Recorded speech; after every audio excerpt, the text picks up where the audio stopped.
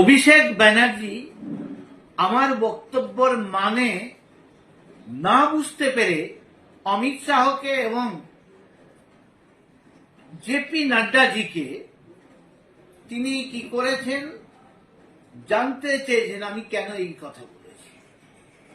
আসলে শোনা যায় নাকি পিসি ভাইপোর ডিগ্রি সব ভুয়ো, পিসি আর ডক্টরেট লেখেন না, ভাইপোর ডিগ্রি কতটা কোনখান থেকে পড়েছেন তা নিয়ে চ্যালেঞ্জ হয়েছে, সেই কারণে তিনি মানে বুঝতে পারছেন না।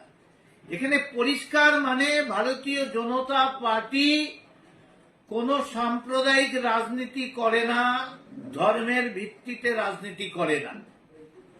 আমরা উন্নয়নের রাজনীতি করি, তাই মোদিজি সবকা সাথ সবকা বিকাশের কথা বলে। ইতিমধ্যেই ভারতবর্ষের উন্নয়ন শুরু হয়েছে। ভারতবর্ষ আজকে বিশ্বের পরিচালিকা শক্তি হতে চলেছে।